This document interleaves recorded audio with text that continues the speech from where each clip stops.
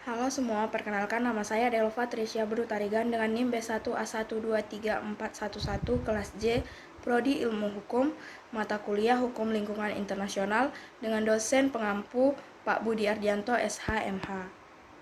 Di sini saya akan menjelaskan mengenai resum penataan dan penyelesaian sengketa dalam rezim pencemaran atmosfer. Secara teoritis, hukum akan dipatuhi oleh masyarakat yang diatur hanya jika hukum memenuhi rasa keadilan.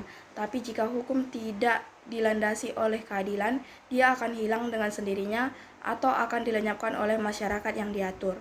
Teori yang sama juga berlaku dalam Perjanjian Lingkungan Internasional atau International Environment Agreements atau AIEC. Teori ini bahkan lebih patut diterapkan daripada dalam hukum nasional, karena demi keperluan pemenuhan rasa keadilan, negara-negara peserta sebagai regulated community yang ikut ambil bagian dalam menegosiasikan perjanjian-perjanjian yang akan mengikatnya dan kemudian harus memberikan izin untuk terkait. Tujuan utama dalam setiap konvensi internasional adalah untuk menciptakan kondisi damai dan harmonis dalam regulated community hidup. Ada 3 macam ajaran kepatuhan, yaitu pragmatis, realis, dan institusionalis yang melibat motivasi kepatuhan negara dalam pendekatan yang berbeda. Aliran pragmatis meyakini bahwa negara-negara mematuhi karena ketaatan secara pragmatis yang dianggap sebagai suatu yang efisien dalam hubungan internasional. Aliran realis mempercayai bahwa negara-negara mematuhi hanya bila mereka memiliki kepentingan untuk melakukan itu. Sedangkan institusionalis meyakini bahwa sebagai norma-norma yang membantu negara berperilaku sesuai dengan kewajiban-kewajiban internasional. Faktor-faktor yang mempengaruhi ketaatan. 1. Sanksi. Sanksi yang umum dipakai untuk menghukum ketidakpatuhan adalah sanksi perdagangan, yaitu berupa pencabutan hak-hak khusus seperti pencabutan keanggotaan. Tapi dianggap tidak tepat karena dalam banyak kesempatan suatu negara lebih banyak berasal dari suatu ketidakmampuan daripada itikat jahat. Kedua, insentif. Faktor kelebihan penduduk, kemiskinan, kurangnya ilmu pengetahuan, teknologi, dan sumber daya yang dihadapi negara-negara berkembang, yang disebut sebagai penyumbang terhadap kerusakan lingkungan.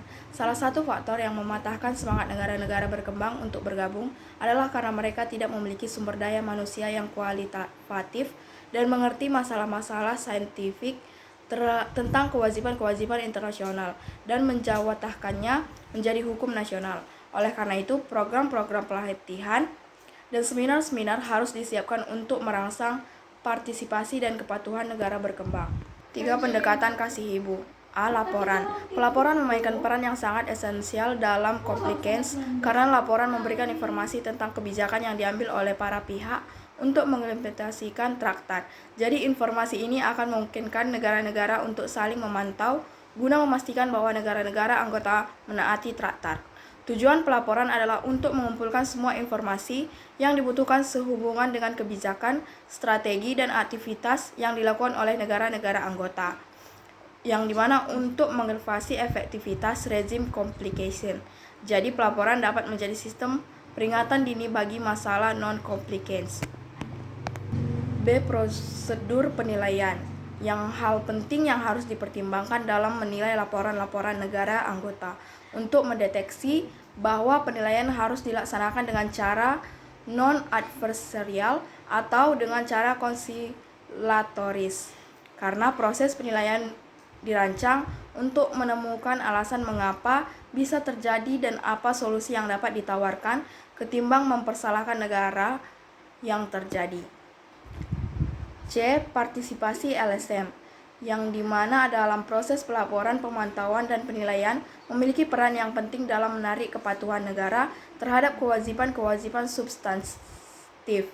LSM dapat berfungsi sebagai tenaga ahli teknis eksternal yang membuat penilaian tentang validitas data yang dilaporkan, memantau implementasi negara, dan menunjuk pelanggaran dan non-compliant negara.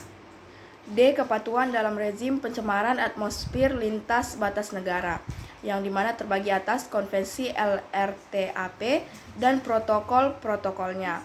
cara konvensi LRTAP dan protokol-protokolnya untuk mendorong komplimen semata-mata tergantung pada kewajiban membuat laporan dan proses penilaian, sehubung dengan kewajiban membuat laporan. Kedua, konvensi ozon, protokol Montreal dan amandemen-amandemennya, yang dimana ditekankan pada upaya untuk merangsang negara-negara yang bukan pihak perjanjian untuk bergabung dengan protokol ketimbang memancing kepatuhan negara anggota.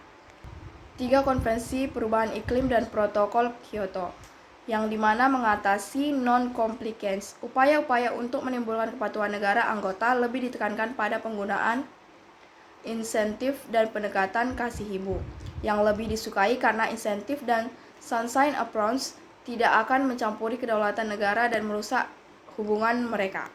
Penyelesaian sengketa, yaitu Traktat Pencemaran Atmosfer Lintas Batas Negara yang mengatur konsilasi sebagai alat untuk menyelesaikan sengketa antar sesama negara anggota, yang dimana semua traktat tentang pencemaran atmosfer lintas batas negara memberi penekanan pada penggunaan sarana diplomatik untuk menyelesaikan sengketa. Seandainya negara-negara yang bersengketa gagal menyelesaikan sengketa mereka dengan cara negosiasi, traktat mengizinkan para pihak untuk menggunakan konsilasi guna menyelesaikan sengketa mereka, yang merupakan suatu opsi di antar semua penyelesaian non-judikal.